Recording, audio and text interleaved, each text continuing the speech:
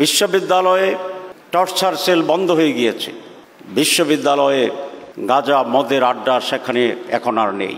যারা একাডেমিক্যালি এবং অন্যান্য পজিটিভ জায়গায় ছাত্র সমাজকে এক্সাম্পল তৈরি করে দিতে পারবে, they will be the leaders of the students. It is proof now. বিসমিল্লাহির রহমানির রহিম। নাহমাদুহু ওয়া নুসাল্লি আলা রাসূলিল কারীম। মাননীয় সভাপতি মহতারাম আমির জামাত এবং শ্রদ্ধেয় উপস্থিতি, আসসালামু আলাইকুম ওয়া রাহমাতুল্লাহি ওয়া বারাকাতুহু। আমি ঢাকা মেডিকেল কলেজে জিএস শিবিরের সেক্রেটারি জেনারেলের ঘোষণার মাধ্যমে রাজশাহী মেডিকেল কলেজের জিএস হওয়ার সুবিধাটা এনজয় করতে পারছি। আমির জামাত বক্তব্য রাখবেন। মাঝে মাঝেই ঐতিহাসিক দিন আসে আমাদের কাছে। আজকের দিনটি ঠিক সেরকম। বাংলাদেশের ছাত্র রাজনীতির ইতিহাসে ইতিপূর্বে বাংলাদেশ, তার আগের দেশ, তার আগের সময় কখনোই কোনো একটি ছাত্র সংগঠন এরকম বিশ্ববিদ্যালয় সমূহের নির্বাচনে এককভাবে নির্বাচিত হয়েছে, এটাই একটি ইতিহাস। ঢাকা বিশ্ববিদ্যালয় একটি পরিপূর্ণ ছাত্র সংসদ সুষ্ঠু নির্বাচনে এত ভোটের ব্যবধানে নির্বাচিত হওয়ার ঘটনা এই প্রথম, এই একটি ইতিহাস। ইসলামী ছাত্র শিবির পরপর 4টি বৃহৎ বিশ্ববিদ্যালয়ের নির্বাচনে সাধারণ ছাত্রছাত্রীদের ম্যান্ডেট লাভ করে এইটাই প্রমাণ করেছে ইসলামী ছাত্র শিবির একটি মাত্র সংগঠন নয়, এটি আজ বাংলাদেশের সমগ্র ছাত্র সমাজ। ইসলামী ছাত্র শিবির কতিপয় ব্যক্তির সমন্বয়ে একটি সংগঠনকে রিপ্রেজেন্ট করে না, সারা বাংলাদেশের সকল ছাত্র ছাত্রীদের প্রতিনিধিত্ব করে ইসলামী ছাত্র শিবির। আমি দুটো কথা বলে শেষ করব। নাম্বার 1, বিশ্ববিদ্যালয়ে নির্বাচিত আমাদের ভাইরা কিছু ব্যতিক্রমদের কাজ করছেন, যেটা আগে ছাত্র ছাত্রীরা কখনো দেখতে পায়নি। এই যে innovative steps, new thinking, new idea, progressive steps, executive skillness এবং প্রো স্টুডেন্ট যে কর্মসূচি, এটি সারা জাতিকে নতুন করে ভাবার সুযোগ দিয়েছে আলহামদুলিল্লাহ। বিশ্ববিদ্যালয়ের ডালের ঘনত্ব নাকি বেড়েছে আমি শুনেছি। বিশ্ববিদ্যালয়ে টর্চার সেল বন্ধ হয়ে গিয়েছে। বিশ্ববিদ্যালয়ে গাঁজা মদের আড্ডা সেখানে এখন আর নেই। জাহাঙ্গীরনগর বিশ্ববিদ্যালয়ের আমার বোন বলেছিলেন যে অনেক স্পন্সর ডাকসুর জন্য আছে। হ্যাঁ, সে স্পন্সর দিয়ে বিল্ডিং হয়তো ডাকসু করতে পারবে, কিন্তু যে কাজটি ক্লিননেসের আছে, যেই কাজটি বিশ্ববিদ্যালয়ের ক্যান্টিনে নেগেটিভ আছে, এই সকল কাজগুলো সকলের জন্য মুক্ত আছে, সেদিকে আমাদের কনসেন্ট্রেট করতে হবে। আপনারা জানেন 3 দিন আগে রিপোর্ট হয়েছে এই বছরের বিশ্ববিদ্যালয়ের যে কোয়ালিটির যে স্ট্যাটাস, 1000 বিশ্ববিদ্যালয়ের ভিতরে সারা দুনিয়ায় বাংলাদেশের একটি বিশ্ববিদ্যালয়ের নাম আসেনি। আজকে আপনাদের এই চ্যালেঞ্জকে গ্রহণ করতে হবে।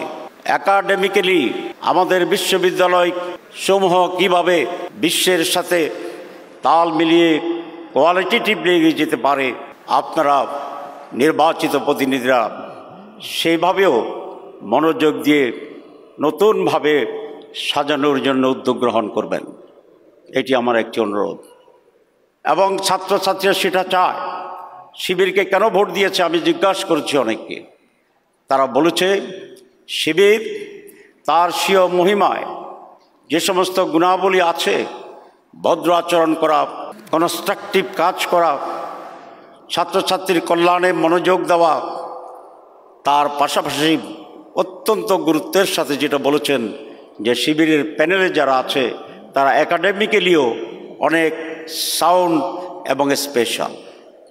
তাহলে বোঝা যায় যে আজকে বিশ্ববিদ্যালয়ের রাজনীতি 52-এর যে মেজাজ ছিল, 69-এর যে মেজাজ ছিল, আমাদের স্বৈরাচার বিধি 90-এর আন্দোলনের যে মেজাজ ছিল, সেখানে ছাত্রছাত্রীদের মনোভাবে একটি মৌলিক পরিবর্তন এসেছে। তখন রাস্তার বিপ্লবী চেতনাই ছিল তাদের মূল সম্বল। রাজনীতির অংশগ্রহণের ভিতরেই তারা নিজেদেরকে বহিঃপ্রকাশ করার জন্য সেদিন চেষ্টা করেছিলেন, কিন্তু আজ বিশ্ববিদ্যালয়ের ছাত্রছাত্রীরা তার চেয়ে বেশি গুরুত্ব দেয় একাডেমিক এক্সপানশনের উপরে, একাডেমিক কোয়ালিটির উপরে, একাডেমিক অ্যাডভান্সমেন্টের উপরে। কারণ বিশ্ব যেহেতু ছোট হয়ে আসছে, ঢাকা বিশ্ববিদ্যালয় থেকে পড়ে তাকে যেতে হবে আর কোনো বড় বিশ্ববিদ্যালয়ে পিএইচডি করার জন্যে। সুতরাং সেখানে স্লোগানে, বিপ্লবী চেতনায় শুধুমাত্র সেখানে যাওয়ার সুযোগ নেই। সেখানে কম্পিটিশন হবে আপনার কেরিয়ারের, একাডেমিক আপনার কোয়ালিটির জন্যে। তাই তারা এই কথাই মনে করে, যারা একাডেমিক্যালি এবং অন্যান্য পজিটিভ জায়গায় ছাত্র সমাজকে এক্সাম্পল তৈরি করে দিতে পারবে, they will be the leaders of the students. It is proof নাও।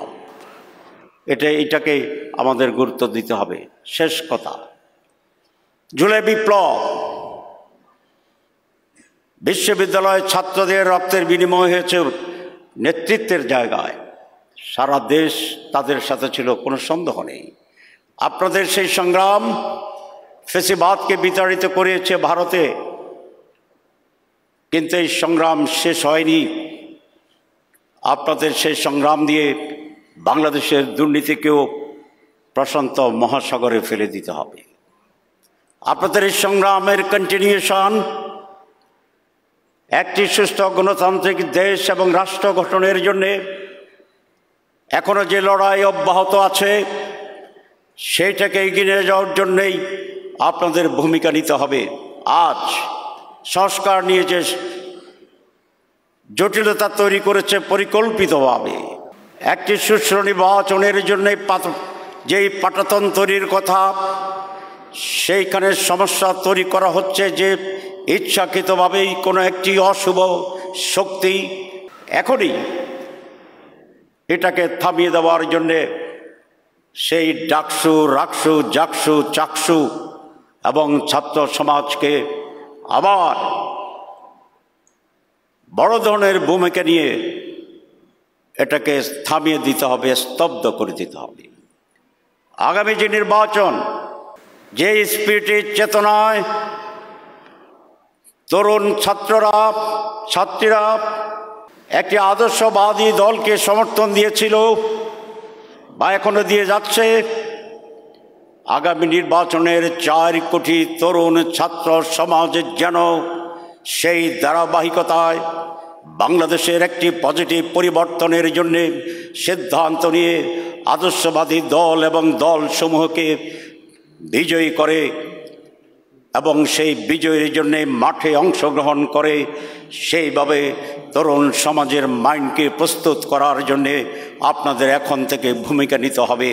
আপনাদেরকে সেই রকম ছোট ছোট করে মেসেজ তৈরি করতে হবে, ছোট ছোট করে থিম তৈরি করতে হবে, ছোট ছোট করে আইডিয়া তৈরি করতে হবে এবং সারা বাংলাদেশে তরুণদেরকে সেই স্পিরিটে গ্রামে গ্রামে, বাড়িতে বাড়িতে গিয়ে মানুষকে সংগঠিত করার জন্য যে ঢেউ, যে ওয়েভ, যে হাইপ, যে স্রোত, সেটাকে তৈরি করার জন্য right now you have continue your efforts, সেটাকে অব্যাহত রাখতে হবে। ইনশাআল্লাহ আমরা দেখছি, আমরা আশা করছি বিশ্ববিদ্যালয়ের যে রিফ্লেকশন, এটাই বাংলাদেশ হবে এবং আগামী নির্বাচনে তারই প্রভাবে আর একটি মিরাকল হতে পারে, আমরা এটা দৃঢ়ভাবে বিশ্বাস করি ইনশাআল্লাহ। আপনাদের সবাইকে ধন্যবাদ। আসসালামু আলাইকুম।